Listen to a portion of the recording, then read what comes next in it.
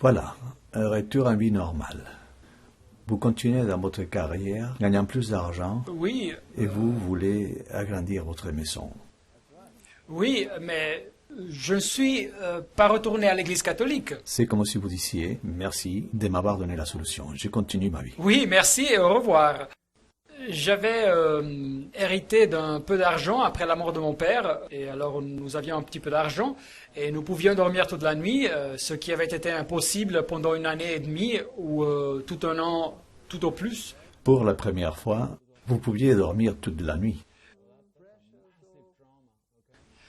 Et alors, nous avions 3 enfants, et la maison était un peu petite, et alors nous avions un peu d'argent, et sa cuisine était pathétique.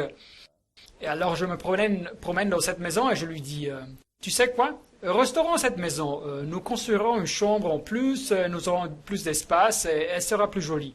Et alors, comme Allemand typique que je suis, j'ai regardé à la structure et j'ai dit, tu sais, la première chose qu'on doit renouveler, c'est cette cuisine. Elle est horrible. Et il y avait des murs qui me dérangeaient car je devais toujours marcher autour d'eux. Et alors, je suis monté dans le grenier, j'ai étudié la structure de la maison et j'ai pris mon marteau et ma masse de 6 kilos et j'ai détruit le mur. Et alors ensuite, j'ai démonté la cuisine et ma pauvre femme, sa vie était une misère. Je cuisinais dans le garage. D'accord. Je ne sais pas comment vous avez fait cela. Je suppose que le sommeil vous a aidé. Oui, Oui, alors puis j'ai contacté quelqu'un pour dessiner les plans pour agrandir la maison. Et après, nous avons commencé à construire. Et j'ai cherché un ébéniste pour construire une nouvelle et belle cuisine pour ma femme. Et j'ai trouvé cet ébéniste allemand. Cela devait être très exact. Oui, exact. Il devait être précis. Les choses devaient être vraiment bien faites. Et alors, je trouve cet homme et il me dit qu'il viendra. Et nous commençons donc à construire. Et il construisit les placards, les buffets, et il les amène et il commence à les installer. Et alors, pendant qu'il installait les unités, il me dit, savez-vous, je ne construis pas seulement des cuisines. Je marche aussi avec le Seigneur. Il vous dit, je marche avec le Seigneur. Oui, je marche avec le Seigneur. Puis-je vous parler de cela? Et je me suis dit, oh non, me voilà devant un de ces chrétiens stupides. Et j'avais encore cette rébellion en moi. J'étais très dur avec lui et je lui ai dit, vous savez quoi, vous continuez à marcher avec le Seigneur, mais moi, je veux juste avoir une cuisine. C'était clair. Il a bien compris comment les choses étaient. Oui, je ne voulais rien avoir à faire avec son Seigneur. Alors il dit, d'accord, mais acceptez ceci. Et il sortit une brochure et il me la donna. Et je me suis dit, ah, voilà une de ces stupides brochures chrétiennes. Mais il était là devant moi et comme je ne voulais pas jeter la brochure devant lui, je suis allé vers un des placards et j'ai mis la brochure dans un tiroir et je l'ai fermé. Et ensuite, je devais aller au travail et j'ai oublié cette brochure et il installa la cuisine. Et puis, environ 3 mois plus tard, tout était fini, la maison était reconstruite et elle était très belle. Une très belle maison et la vie continue. Oui, alors la vie continue à avancer et chez nous, tout est calme. Nous sommes assis devant la télévision, nous avions construit cette belle piscine, etc., etc. Et vous savez comme les choses se passent dans le monde. Et j'étais en train de penser, tu es un grand hypocrite. Parce que tu es bien heureux de recevoir de l'aide, mais quand il s'agit de retourner quelque chose, te voilà ici assis jouissant des avantages, mais qu'est-ce que tu es? Tu es un hypocrite. Le Seigneur vous avait beaucoup donné, mais vous sentiez n'avoir rien retourné. Vous avez mauvaise conscience. Oui, il m'avait donné des choses, le Seigneur. Et alors, quelle est la meilleure façon, si vous ne pouvez le faire pour ne pas passer à côté de votre relation avec Dieu, c'est de donner une contribution financière. Alors donc la première chose que j'ai faite, c'est de me rendre à l'église catholique. Je me suis rendu là-bas et elle était en mauvais état car le toit avait besoin d'être réparé. Et donc je suis donc allé voir le curé et je lui ai dit, vous savez, votre toiture est dans un très mauvais état. Je veux donc la réparer. Contactez une entreprise pour la réparation et je lui ai donné un chèque. C'était un pas important pour vous, car vous n'avez rien jamais donné à l'Église. Oui, je n'avais jamais donné un sou à l'Église, rien. Mais avec tout ce qui s'est passé dans votre vie, vous reconsidériez la situation en donnant quelque chose à l'Église pour ce qu'ils ont fait. Oui, alors en premier, j'ai fait une contribution financière, mais je sentais que ce n'était pas assez. Et je pensais, d'accord, il faut que je retourne à l'église. Mais je pensais que si j'allais à l'église, je passerais pour un idiot. Je veux dire, moi, un professeur athée qui retourne à l'église. J'imagine qu'avec cet environnement athée, il avait beaucoup de conflits avec la communauté des professeurs à l'université. Oui, alors j'ai pensé, ok, je vais utiliser mes enfants. Ils sont prêts à aller à l'église. C'est le moment de la communion et de la confirmation. Et ils ont l'âge pour ça, alors je les prends avec. Et nous les avions baptisés à la naissance. Ne me demandez pas pourquoi, mais ils avaient été baptisés dans l'église catholique. Et, c'était à cause des parrains. Les parrains étaient catholiques, alors nous avons donc dû les faire baptiser. Quelque chose était un mouvement dans votre conscience. Vous utilisez vos enfants comme une excuse pour retourner à l'église. C'est ça, c'est ça. Alors je vais donc à l'église et je deviens un méga catholique. Un méga catholique. Vous suivez strictement les rituels, les sacrements. Oui, alors la première chose que j'ai faite, je suis allé voir le prêtre et je lui ai dit, savez-vous que je suis un scientifique évolutionniste, mais l'Église est une affaire de Dieu à 100%, alors comment dois-je agir maintenant? Alors dites-moi, le prêtre m'a dit, mais ce n'est pas un problème, tout le monde croit dans l'évolution, l'évolution c'est un fait, ok, j'ai dit, c'est bien comme ça. Vous savez trouver l'harmonie au sein de ces systèmes religieux de l'évolution. Oui, aucun problème, alors je suis devenu un bon catholique. J'avais l'habitude d'aller à la messe, l'habitude de me confesser, mes enfants allaient se confesser à la messe. Et ma femme, que pensais-tu, Sonika? J'étais aussi fascinée par ce système religieux. Je n'avais jamais vraiment participé à l'adoration dans une église. Et même si c'était un peu étrange pour moi, toutes les fois que les petites cloches sonnaient, il fallait s'incliner. Vous parlez de la liturgie pendant la messe catholique? Oui. Je ne participais pas à tout cela, mais je l'accompagnais, et lui, il s'inclinait. Moi, j'étais juste calme et en même temps fascinée. Il y avait quelque chose qui m'attirait, c'était cette petite boîte avec la lumière rouge. C'était mystique, et je sentais qu'il y avait peut-être quelque chose dans ce système. Vous étiez toujours à la recherche, tandis que pour lui, c'était son enfance qui revenait. Il trouvait une solution au conflit qu'il avait eu pendant sa jeunesse. Et alors j'ai dit au prêtre catholique, ma femme veut devenir catholique. Et il me dit qu'il viendra nous rendre visite, mais il ne vint jamais. Peut-être qu'il n'avait pas le temps. Et quelques mois après, donc, que j'avais cette expérience, j'enseignais un cours sur l'évolution à l'université. À l'université? Oui, à l'université pour les étudiants en médecine. Ce sont des étudiants de première année? Oui, des étudiants de première année. Je suppose que vous avez commencé avec une grande classe. Oui, une classe nombreuse. Et nous les avions en 3 séances. Nous enseignons à 450 étudiants à la fois assis dans la salle. Et je leur expliquais la physiologie et l'anatomie du rein. Et en même temps, j'incorporais aussi la théorie de l'évolution du rein, naturellement. Comme le rein s'est évolué et comment il a changé de cet animal à cet autre animal, etc. Et une jeune fille se leva et dit « Excusez-moi, mais je ne crois pas à l'évolution. » Une étudiante s'élève parmi 450 étudiants. Elle vous regarde et vous dit qu'elle ne croit pas à l'évolution, c'est ça? Oui, Dr. Fight, je veux juste vous dire que je ne crois pas à ce que vous dites. Elle vous a dit cela sans détour? Oui, sans équivoque et devant 450 élèves. Elle était courageuse. Oui, elle a eu du courage. Mais bien sûr... Moi, j'étais le professeur, et vous ne pouvez pas permettre ce genre d'humiliation devant 450 étudiants. Alors, je l'ai écrasé avec la science, en parlant de son ignorance et de sa stupidité, et qu'elle ferait mieux de se taire et d'écouter et d'apprendre. Car l'évolution était la réalité, ce n'était pas de la conjecture, c'était un fait. Et j'ai été si dur avec elle qu'elle s'est assise et a commencé à pleurer. Vous avez vraiment démontré la théorie de l'évolution. Vous savez régler son compte. Oui, et le reste des étudiants étaient très impressionnés. Et ils ont pensé, waouh, maintenant, alors ça c'est le maximum. C'était de cette façon qu'on m'avait formé. C'était notre formation académique. Il n'y avait même pas l'ombre d'un doute que l'évolution était dans l'erreur. C'était juste un fait. Et nous avions eu des créationnistes dans notre université et nous les avions ridiculisés. On se moquait d'eux. Pour nous, ils étaient des idiots. C'était un environnement très hostile. Oui, très hostile. Hostile à la création et même à toute idée de Dieu. Bien sûr, vous avez totalement humilié publiquement cette jeune fille étudiante. Tout le monde était très impressionné. Puis, vous êtes retourné à votre bureau. Oui, alors je retourne à mon bureau et je suis assis dans mon bureau de travail et je commence à avoir une mauvaise conscience. Pas au sujet de ce que je lui avais dit, et pas sur la science, mais sur le fait que je l'avais humiliée au point qu'elle avait commencé à pleurer. Et je me suis dit, sais-tu, ce n'est pas une bonne chose à faire, c'est méchant, et je vais à l'église et je me sens un hypocrite. Et je pensais, ne peut-elle pas croire en Dieu si elle veut croire en Dieu, même si c'est stupide quand on parle de l'évolution, mais fallait-il l'humilier jusqu'à la faire pleurer?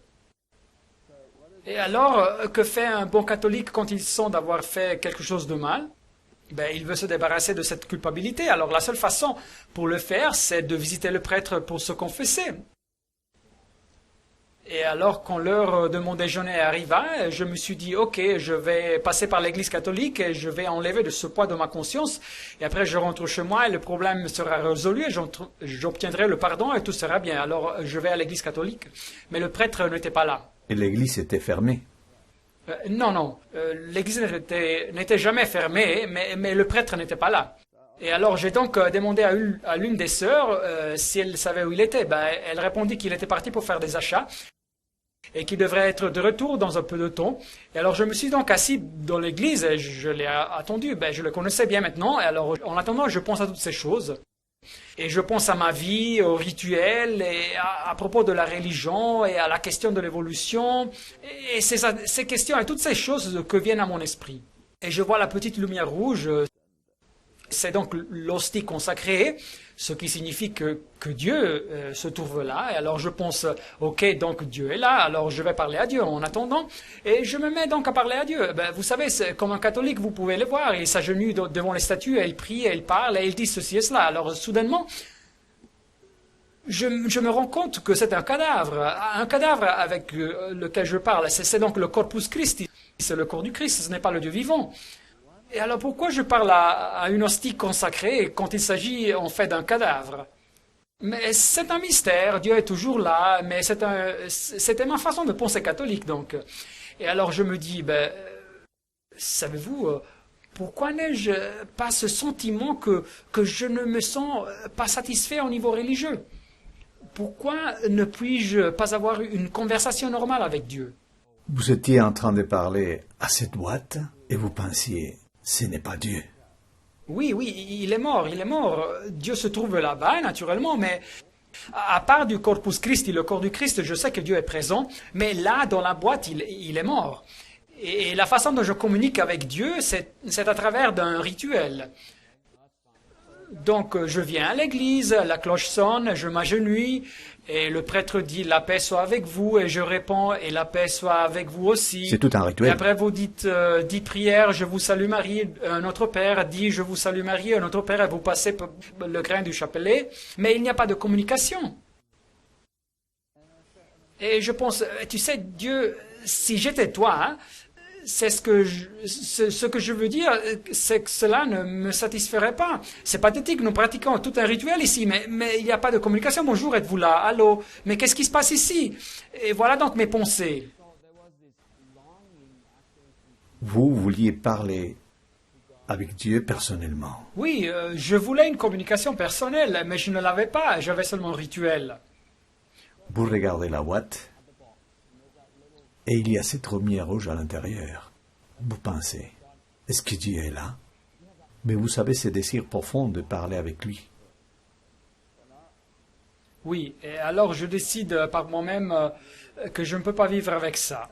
Et en même temps, j'étais irrité car le prêtre catholique ne venait pas et mon temps s'achevait car je devais retourner à l'université. Alors je pensais, ça, vous savez, je suis en train de vivre un rituel ici, et peut-être ce n'est pas ce que je veux.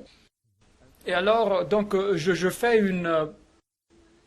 j'ai presque dit, je fais une erreur, mais ce n'est pas une erreur, c'est la plus belle chose que j'ai jamais faite dans ma vie. Alors je dis, Dieu, si tu existes, révèle-toi à moi. Mais moi, je vais faire une pause maintenant avec la religion. car je pense qu'il n'y a pas de quota ici. Et je vais retourner à mon ancien mode de vie. Mais si tu existes, alors révèle-toi à moi. Vous avez dit, j'en peux plus avec ces rituels. Je veux un contact personnel avec Dieu. Oui. Et s'il n'existe pas, Alors, ça ne vaut pas la peine. alors ça ne vaut pas la peine pour moi. Vous n'aviez pas trouvé un Dieu dans les rituels. Vous cherchez une rencontre personnelle avec le Seigneur Oui. Jésus-Christ. Que s'est-il passé ensuite? Alors je suis rentré à la maison car le prêtre n'arrivait pas.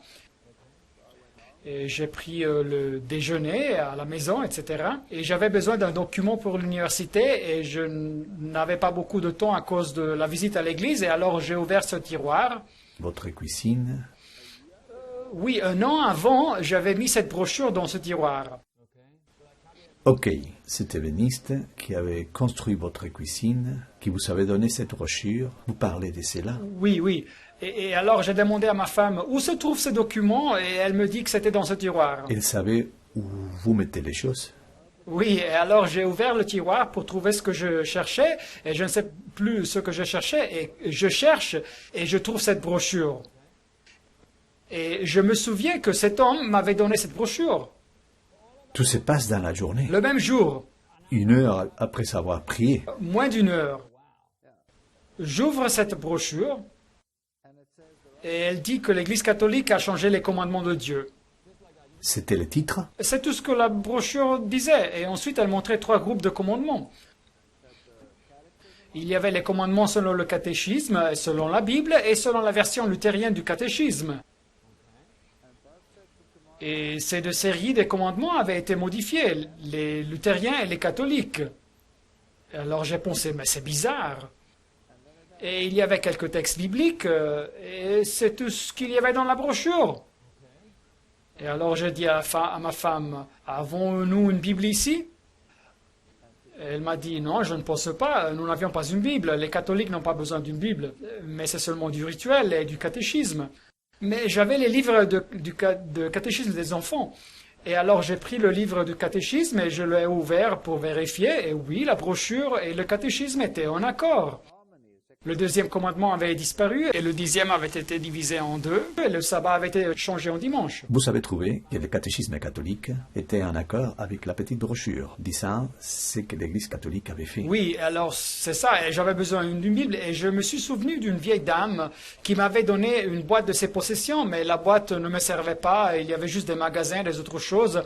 Et j'ai pensé qu'elle probablement qu'il y aurait une Bible dans cette boîte. Et alors je suis donc allé fouiller et j'ai trouvé ce vieux carton avec les choses de la dame et j'ai ouvert la boîte et bien sûr il y avait une vieille Bible allemande. Et alors j'ai comparé les commandements et la brochure avait raison. Et j'ai montré cela à ma femme et je lui ai dit, regarde ici ce qui se passe, que faisons-nous? Et je me suis dit, c'est ce gars-là, l'ébéniste, c'est lui qui nous a donné la brochure. Alors je lui ai téléphoné en lui disant, j'ai lu votre brochure et j'aimerais bien vous parler. Je veux savoir ce qui se passe. Et il me dit, je viens vous visiter. Et alors cette nuit, il vint pour nous voir et nous avons commencé à parler. Et nous avons étudié tout le livre de Daniel. En une nuit, tout le livre. Il a commencé à partager avec vous tout cela. Nous avons tout étudié, Nous avons étudié tout le livre de Daniel, la prophétie. Vous étiez là tous les 3? Oui. Et après, je lui ai dit, c'est intéressant. Alors la nuit suivante, il est revint et nous avons étudié tout le livre de l'Apocalypse en 2 nuits. Vous avez posé toutes les questions? Oui, j'ai posé toutes les questions et j'ai dit, waouh, c'est incroyable. Et alors, plus une chose en entraînait une autre et il vint 2 ou 3 fois en plus et il nous a parlé du sabbat et tout ça. Et j'ai dit à un moment, tout cela n'a pas de sens. En 6 jours, l'Éternel a fait les cieux, la terre, la mer et tout ce qui est contenu. Je suis un évolutionniste. Et il dit que non, que l'évolution était fausse. Et lui, c'est un charpentier et moi, je suis un scientifique.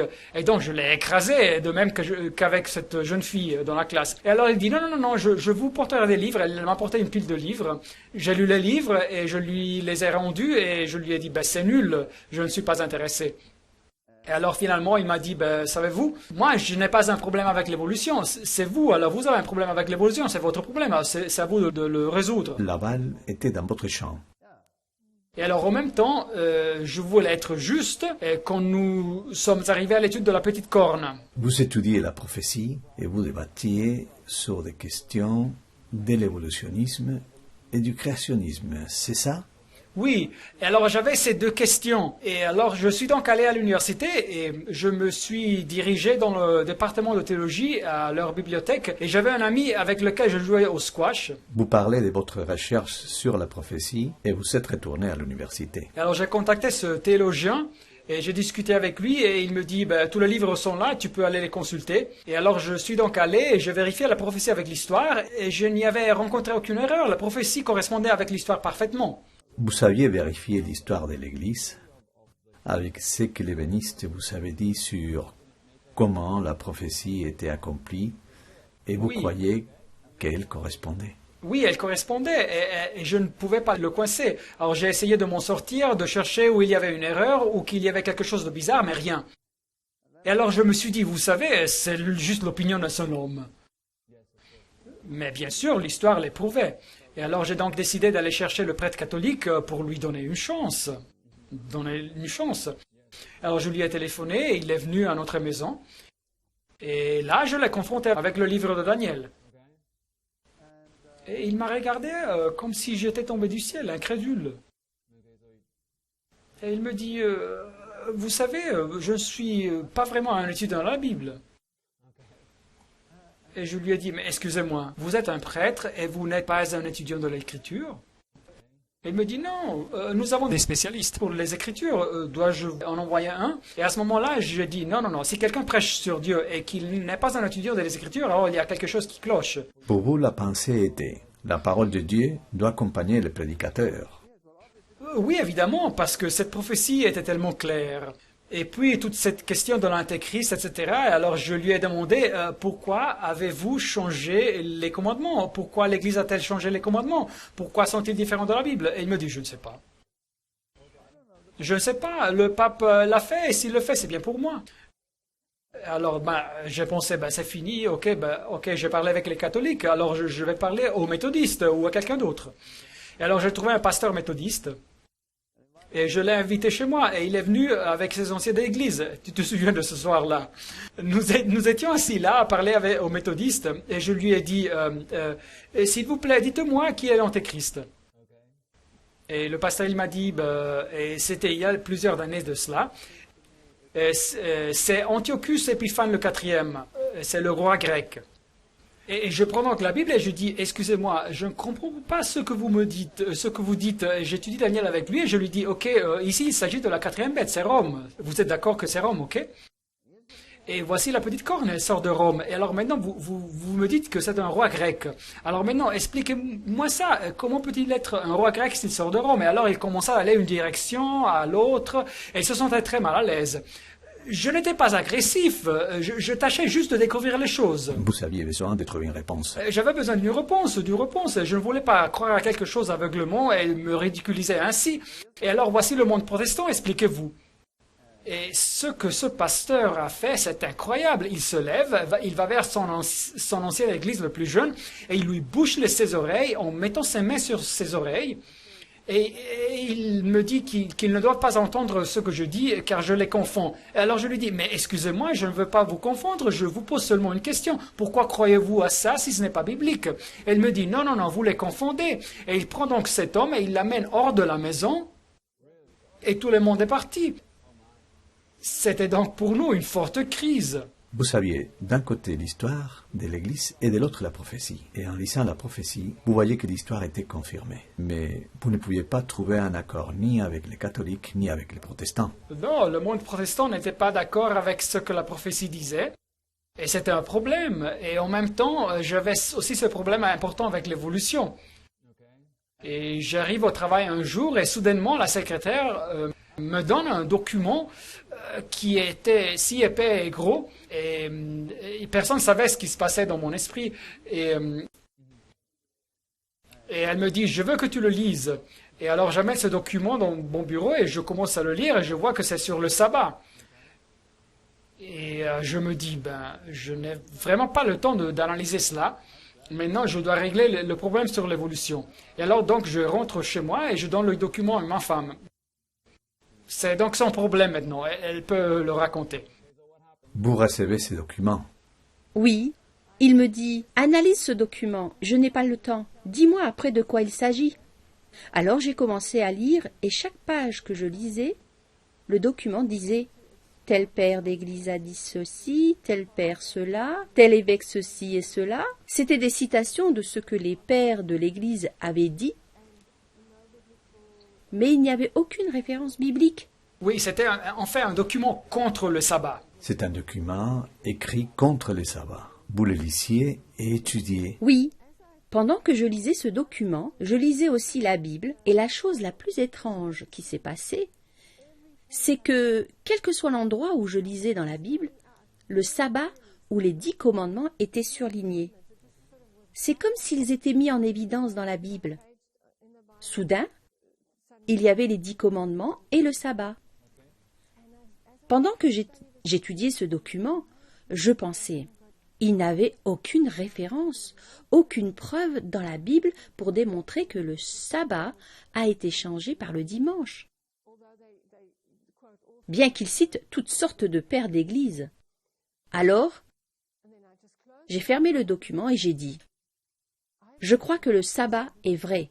Il est dans la Bible et le Seigneur m'a montré ce fait dans chaque page que j'ai lue. Et je ne suis pas en train d'exagérer. Chaque page que j'ai lue dans la Bible, il y avait quelque chose au sujet du sabbat. Et c'est à ce moment-là que j'ai su. C'était comme si des écailles étaient tombées de mes yeux. J'ai senti que c'était la vérité. Quand mon mari est venu à la maison le soir, je lui ai dit, l'affaire sur le sabbat, c'est la vérité. Vous lui avez dit ça? Oui. Le Seigneur vous a vraiment convaincu? Oui, j'étais persuadée. En étudiant ces documents et mettant en parallèle l'histoire et la Bible, elle a témoigné, et le Saint-Esprit a utilisé ces témoignages pour créer en vous cette conviction. Oui, je n'avais pas besoin de preuves additionnelles. Je n'avais pas cet esprit de recherche que mon mari avait. Le Seigneur m'avait montré ça pendant cette étude et j'avais accepté cela immédiatement. Non, pour moi non. Non, bien sûr. Pour vous, c'est une lutte énorme. Pas seulement d'accepter ce que la prophétie révélait, mais les conflits auprès de l'évolution. Si votre femme croit au jour du sabbat, elle croit au Dieu créateur, qui a créé les cieux et la terre en 6 jours et s'est reposé le 7e jour. Oui, cela n'avait pas de sens et j'étais vraiment sous pression à ce moment-là.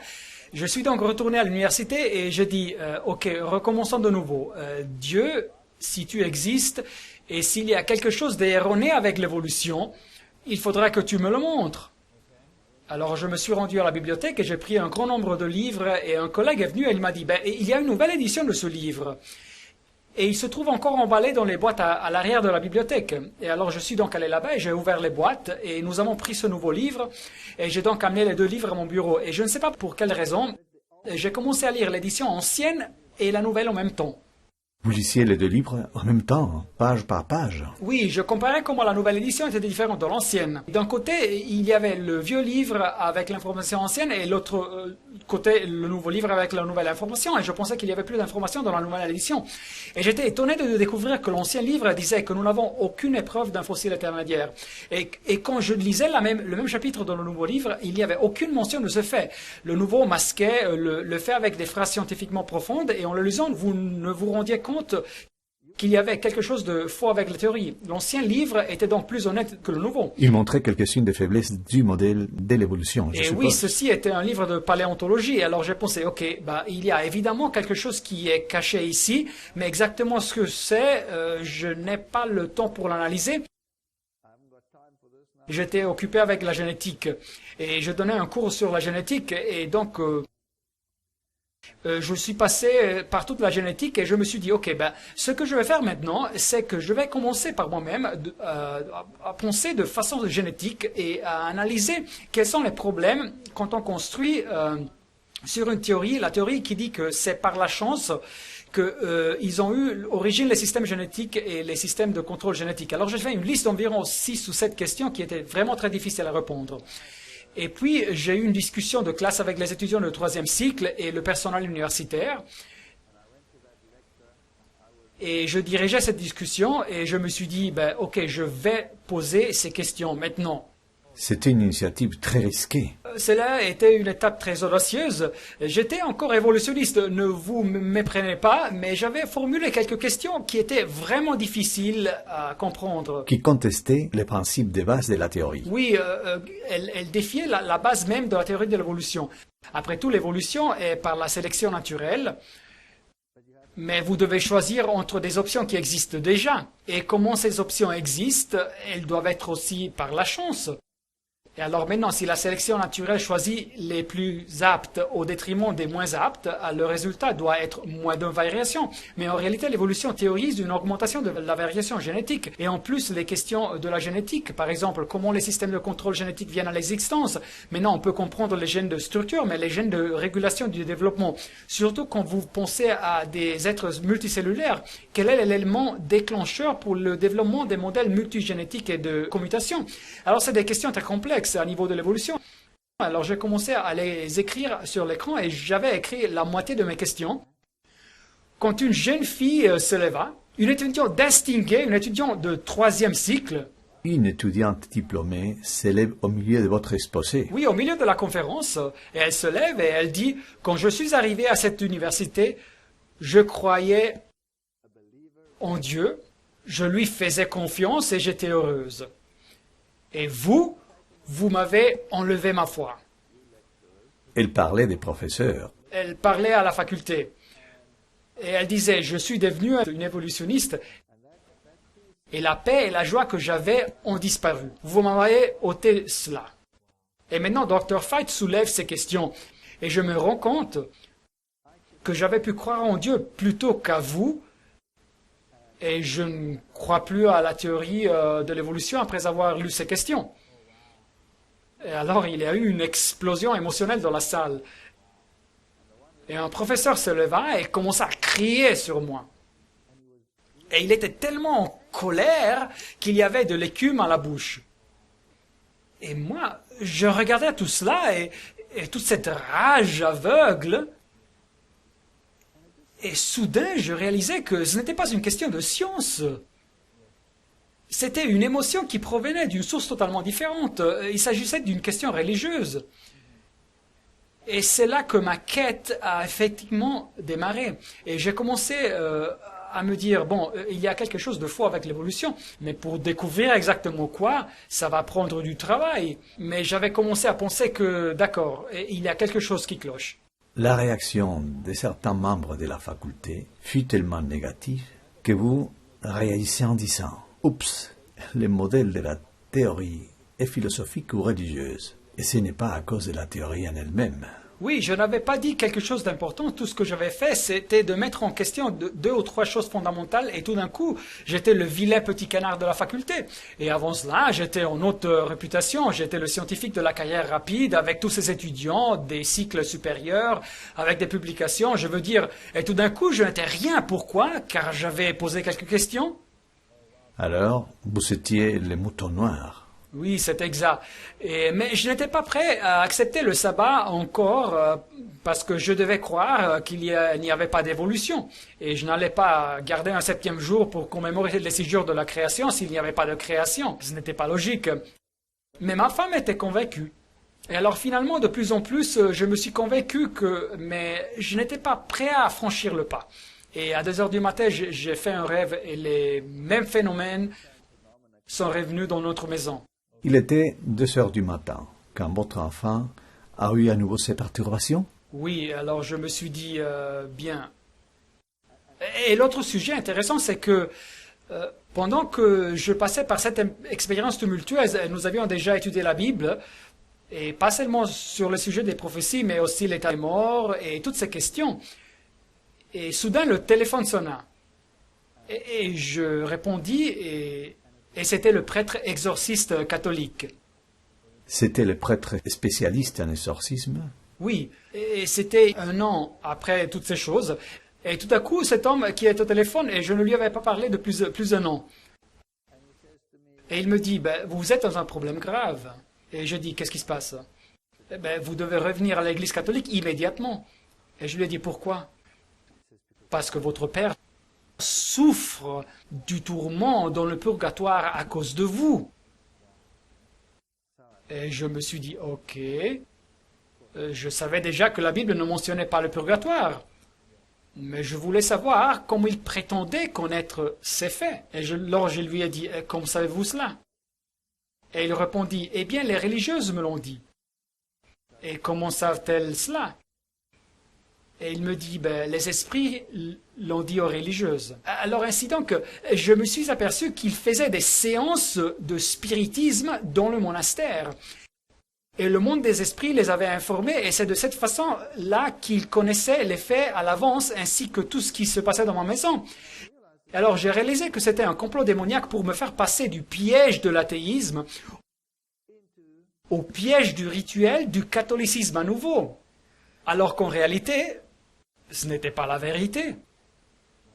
Et alors quand j'ai étudié l'Antéchrist et toutes ces questions, et qu'à nouveau mon fils passait par la même expérience, je me suis rendu compte qu'il fallait prendre une décision. Cette situation vous a fait prendre une décision. Pendant ce temps, vous avez profondément étudié la parole de Dieu. Oui, nous avons étudié toute la Bible, elle et moi. Elle était en fait plus avancée que moi, parce que pendant que j'étais à l'université, elle étudiait. Moi, j'avais des autres choses à faire, mais elle avait accepté le jour du sabbat avant que je l'accepte. Les gens pensent toujours que c'est à l'inverse, mais non, elle était plus avancée que moi. Le Saint-Esprit vous a convaincu. Vous n'étiez pas en mesure de trouver les réponses. Vous invitez des pasteurs de différentes confessions, des professeurs, pour parler de la prophétie.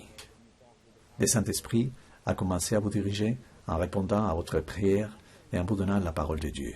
Bien que vous n'étiez pas totalement conscient de cet état de fait, il vous menait sur le chemin qu'il avait marqué pour vous. Oui, c'est vrai. Et pour la première fois, nous avons décidé d'aller rendre visite aux membres de l'Église adventiste. Alors, nous avons visité l'Église adventiste pour la première fois. Vous aviez pris une décision. Votre enfant avait-il toujours des problèmes? Oui, et sans que nous le sachions, l'Église priait pour nous. Il y avait des membres d'une petite église adventiste du 7e jour qui priaient pour votre famille. Oui, ils priaient pour nous et ils se levaient tous les matins à 2 heures. Ainsi, tout ce traumatisme se reproduisait à nouveau. Se lever du lit exactement à 2 heures du matin, se précipiter vers la chambre de votre enfant et l'amener à l'hôpital. Non, nous n'avions pas besoin de nous rendre à l'hôpital. Il n'était pas si atteint que cela. Et nous pouvions stabiliser sa température à la maison. Alors après, il se calmait. Et en même temps, une nuit, le phénomène s'est reproduit encore une fois. Et plus tard, nous avions découvert que l'un des membres de l'Église avait décidé que le problème était résolu et qu'elle ne devait pas se lever à 2 heures du matin pour prier. Oh, il s'est levé à 2 heures du matin. Oui. Pour prier pour votre famille. Oui, mais nous n'avions pas pris une décision. Et alors donc, nous étions maintenant contraints de prendre une décision, si vous voulez. Vous voyez comment le Seigneur vous protégeait pendant que ses membres priaient. Oui, c'est exact. Puis nous avons commencé à aller à l'église. Maintenant, raconte-lui ce qui s'est passé à l'église. Vous visitez l'église pour la première fois. Oui, la première fois que nous sommes allés à l'église, il a refusé de s'habiller correctement. Il disait « Je serai rebelle, je n'aime pas les églises ». Alors il a mis son jean et son t-shirt. Oui, c'est comme ça que vous allez à l'église catholique. À mon pays, vous ne devez pas vous habiller pour aller à l'église catholique. Lorsque nous sommes arrivés, tout le monde était bien habillé. Ils étaient tellement gentils et chaleureux avec nous. Nous nous sentions un peu honteux parce qu'il était habillé avec son jean et t-shirt. Mais après la réunion de l'église, nous sommes allés à la maison pour voir ce frère, cet ébéniste et sa famille. Ils avaient invité des gens pour déjeuner avec eux. Pour nous, tous ces gens nous paraissaient totalement étranges. Nous étions là au milieu d'eux. Cela nous donnait l'impression de voir des petits saints, des petites personnes sanctifiées. À ce stade, nous vivions une vie mondaine. Pour nous, c'était comme un choc culturel. Un contraste énorme entre votre mode de vie et la façon dont ces gens vivaient. Un contraste énorme. Ils étaient presque obséquieux, comme s'ils n'osaient parler à haute voix. Ils étaient tellement différents.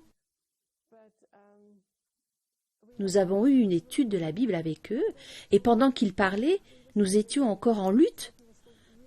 Je pense que Satan tâchait très fortement de nous éloigner de ce groupe.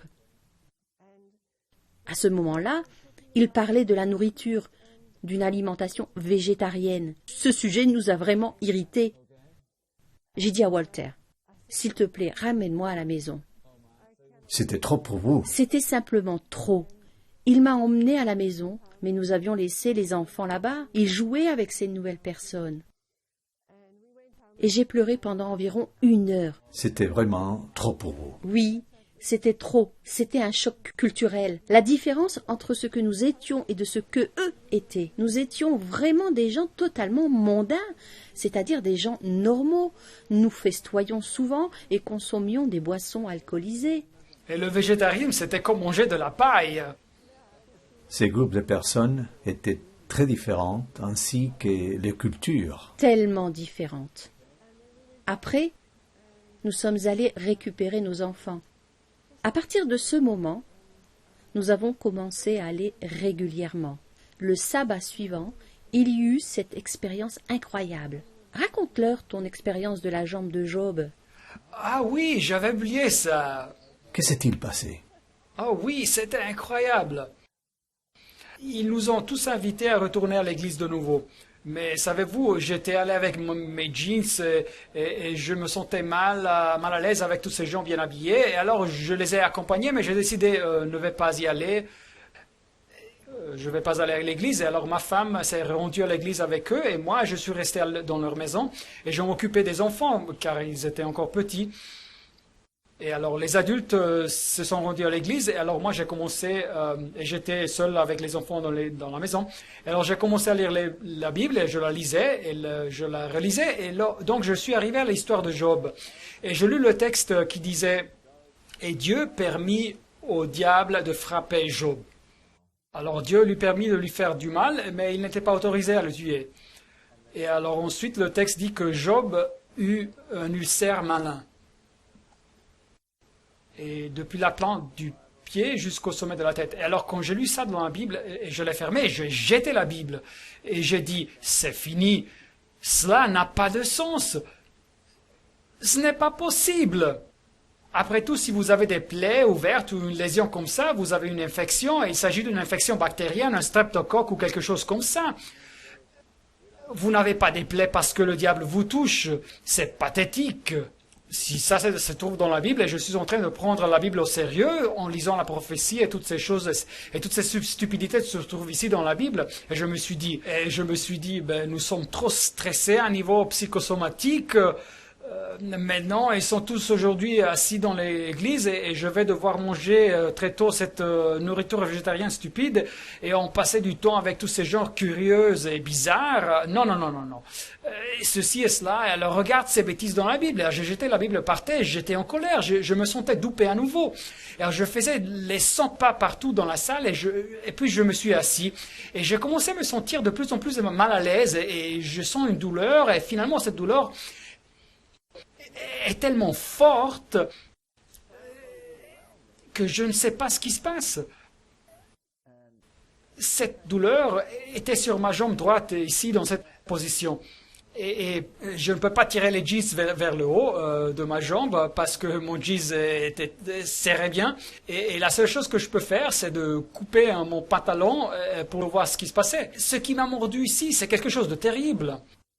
Et alors les enfants sont là, et alors je me précipite dans la salle de bain pour voir ce que j'avais. Et il y a une plaie là, de couleur rouge de cette dimension, et il y a de l'eau qui sort de la plaie. Et je me suis dit, une araignée m'a piqué ou quelque chose. Ça brûle comme du feu, et je peux à peine supporter la douleur. Et alors j'attends que les gens rentrent à la maison, et je suis dans l'agonie, et en fait quand ils sont arrivés, j'ai dit à ma femme, allons-y. J'ai fait rentrer les enfants dans la voiture et nous sommes rentrés à la maison. Et alors, lorsque je suis rentré chez moi, j'ai dit à ma femme, regarde cette plaie, qu'est-ce que c'est ça? Elle est caoteuse et rouge, c'était bizarre, hein? Étrange et bien chaude. Peut-être une araignée d'Afrique. Vous aviez pensé à cela? C'est ce que nous avons pensé, mais c'était étrange, car une piqûre d'araignée serait caoteuse et serait rouge. Mais celle-ci couvrait une grande surface, elle était toute rouge et chaude, et il y avait de l'eau qui coulait. Vous aviez une douleur? J'avais une douleur. J'étais en train de penser tout en lisant le livre de Job, et je me moque de lui, et maintenant je suis ici avec cette chose sur ma jambe, qu'est-ce qui se passe ici? Et je me suis dit, prions, tu te souviens? Nous avons commencé à prier. Et j'ai dit, d'accord Dieu, je suis désolé, j'ai jeté ta Bible et j'ai dit que c'était ridicule, mais si cette plaie vient d'une source maléfique, alors je te prie, s'il te plaît, enlève-la moi. C'est ce que vous avez dit? Et boum, d'un coup, la plaie avait disparu. J'ai pensé, je suis fou. Vous pensiez que vous étiez fou? Oui, je pensais, cela doit être psychosomatique. Je me trouve dans un tel état émotionnel. Il s'agit d'une réaction nerveuse ou je ne sais pas quoi. Et maintenant que je n'avais plus la plaie, vous savez, c'est typique. L'esprit scientifique ne peut pas faire face à quelque chose de paranormal. C'est fini. C'est fini, je dis. Je dis à ma femme, nous arrêtons avec la religion. Ce n'est pas bon pour nous mentalement. C'est fini avec cette histoire d'aller à l'église, penser à Dieu, à la Bible, au livre de Job et aux plaies ou quoi que ce soit. Et l'idée commençait à venir à mon esprit en pensant qu'en réalité c'est ridicule. Qu'à nouveau le diable qui vous touche, vous, puis il y a une plaie sur la jambe, et je regarde ma jambe et vous, puis il y a une plaie. Et j'étais en train de recommencer à adopter cette aptitude ridicule. Et boum! D'un coup, la voilà. La plaie sur la jambe? La plaie était revenue instantanément. Elle est restée là pendant une semaine. Elle ne guérissait pas jusqu'à ce que j'ai finalement capitulé. Parce qu'il n'y avait rien médicalement, et moi je donnais des cours de médecine, je connais la médecine, il n'y avait rien de pareil, ça n'existait pas. Je me suis dit, ok, d'accord, et ce n'était pas seulement moi, elle était là aussi, et j'étais à l'agonie. Et finalement j'ai décidé, d'accord, j'accepte même l'histoire biblique de Job. Mais il était toujours incrédule comme Thomas. Il ne croyait jamais. Il était toujours comme ça. Il avait toujours besoin d'une preuve de savoir que les choses étaient vraiment comme ça. Je pense que Dieu n'aurait pas fait cela pour tout le monde, mais pour lui, je crois que Dieu l'a fait pour qu'il puisse comprendre que tout cela venait vraiment de Dieu et que la Bible est vraiment la vérité. C'était pour préparer votre esprit à vraiment chercher dans la parole de Dieu. Oui, alors après, j'ai commencé à étudier de nouveau les doctrines et je les ai comprises. Elles ont commencé à avoir du sens logique. Et je suis devenu un adventiste du 7e jour. Et nous avons été baptisés. Expliquez-moi, vous étiez dans une université évolutionniste. Des phénomènes se sont passés chez vous. Et en même temps, vous faisiez votre recherche biblique. Vous aviez décidé d'aller vers les adventistes du 7e jour. Ce qui signifie que vous acceptiez la création, les sabbats. Que se passe-t-il dans votre milieu? Il y a eu sûrement des conflits. Oui, nos pauvres enfants, bien sûr, l'observation du sabbat, ils étaient tous dans des activités sportives à ce stade. Mon fils était jeune encore, mais il était le capitaine de l'équipe de cricket et maintenant, tout d'un coup, c'était fini à cause du sabbat. C'était très traumatisant pour les enfants. Et alors, je suis allé à l'université en me dirigeant dans mon département et j'ai dit au professeur, je ne suis plus prêt à enseigner l'évolution. C'était le responsable du département. Oui, et il m'a dit, ok, que veux-tu faire? Et j'ai dit, je ne sais pas ce qu'il faut faire, mais je ne veux pas vous faire la vie difficile, alors je vais démissionner. Et il m'a dit, ok, nous en parlerons. Et alors le recteur m'appelait et je suis allé à son bureau. Et c'était donc le recteur adjoint, car le recteur était à l'étranger quelque part. Et alors je lui ai parlé et nous avons eu une conversation agréable. Et il m'a dit, qui a la vérité? Il vous a posé une question directe, comme ça? Oui, d'un coup. Et je ne voulais pas dire les adventistes du 7e jour ou quelque chose comme ça.